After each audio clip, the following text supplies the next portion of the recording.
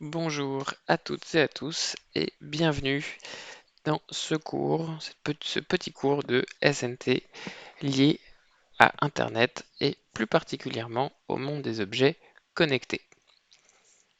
Alors on va continuer, c'est la suite du cours sur l'interface homme-humain et on va voir que finalement c'est le même principe à un détail près qui est la connexion au réseau Internet.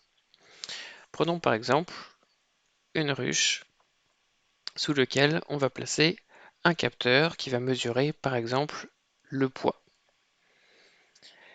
Ce capteur va ensuite interagir ou envoyer l'information à une interface, un téléphone intelligent ou un smartphone, en bon français, qui va permettre à un actionneur, l'apiculteur dans notre cas, de venir prendre des mesures préventives ou correctives, ou du moins d'agir sur la ruche avec les informations appropriées.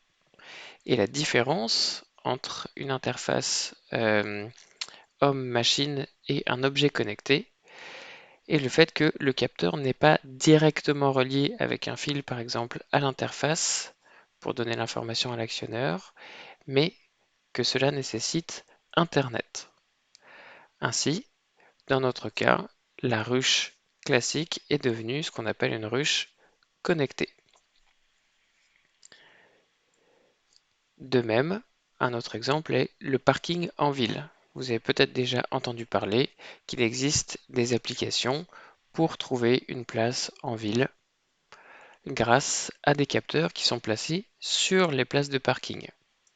Donc ces capteurs viennent mesurer le poids ou la lumière d'un véhicule, peut-être d'autres informations. Quoi qu'il en soit, ça permet de savoir si il y a une voiture ou non sur la place de parking.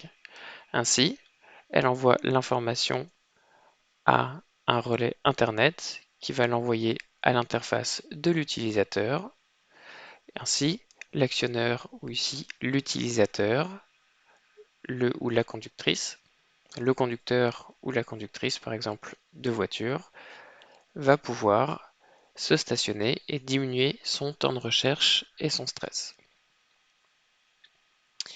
Ainsi, le parking devient lui aussi un parking intelligent ou parking connecté. Alors, avez-vous des applications ou des idées d'applications de capteurs que vous souhaiteriez ou que vous pensez utiles, que ce serait intéressant de voir exister dans le monde aujourd'hui? Alors, c'est pas forcément connecté à Internet, mais si vous en avez en tout cas, sachez que je serais très ravi de vous aider dans votre projet.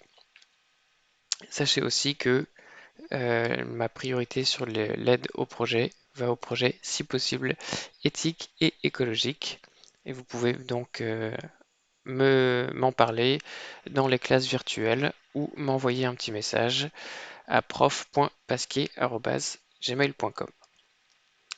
Alors pour terminer sur le, Internet, ce que je vous propose, c'est de regarder un petit documentaire d'Arte qui dure 2 minutes 30. Je vais laisser le lien dans la description pour comprendre un petit peu les enjeux écologiques avec Internet, c'est-à-dire les, entre Internet connecté et puis tout le reste, c'est-à-dire notamment le fait de regarder des vidéos sur Internet, envoyer des mails, etc., etc. C'est ainsi que s'achèvera ce cours. Je vous remercie pour votre attention et n'hésitez pas si vous avez des questions. Bonne fin de journée à vous.